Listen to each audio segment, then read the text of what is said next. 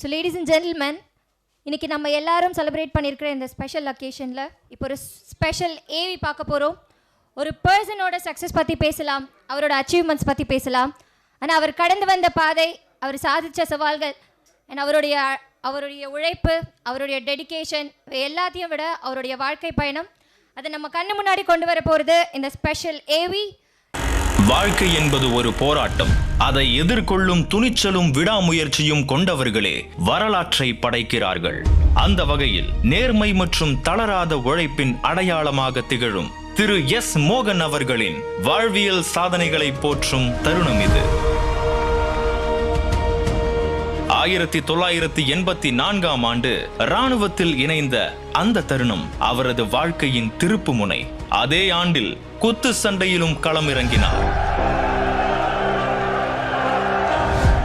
1984இல் junior தங்கப்பதக்கம், அடுத்தடுத்து inter company தங்க பதக்கங்கள், 1987இல் ஜம்மு காஷ்மீரில் ஜூனியர் சர்வீஸ் தங்கம் மற்றும் 1988இல் கொல்கத்தாவில் தேசிய சீனியர் தங்கம் என பதக்கங்களை வாரி குவித்தார். 1987இல் சிறந்த குத்து சண்டை வீரர், பெஸ்ட் பாக்ஸர் விருதினை பெற்றதும், வடக்கு கமாண்ட் போட்டிகளில் வெண்கல பதக்கம் வென்றதும் அவரது தளராத மன உறுதியை உலகுக்கு பறைசாற்றின.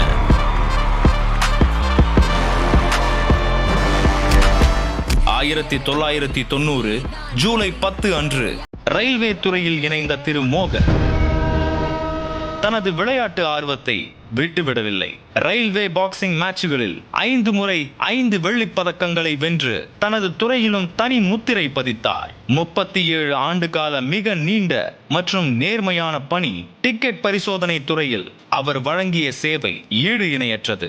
அதோடு நில்லாமல் 2000 ஆண்டில் வேலூர் தமிழ் பாக்ஸிங் அகாடமியை தொடங்கி 2007 வரை தமிழ்நாடு மாநில குத்து சண்டை பயிற்சியாளராக பல இளம் வீரர்களுக்கு வழிகாட்டியாக திகழ்ந்தார்.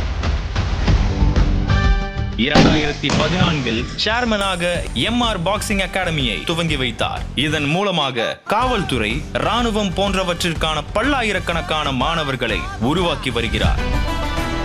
இன்று அவர் தமிழ்நாடு குத்துச்சண்டை சங்கத்தின் துணை தலைவராகவும் வேலூர் மாவட்ட குத்துச்சண்டை சங்கத்தின் தலைவராகவும் இருந்து விளையாட்டுத் துறையை அடுத்த கட்டத்திற்கு நகர்த்தி கொண்டிருக்கிறார்.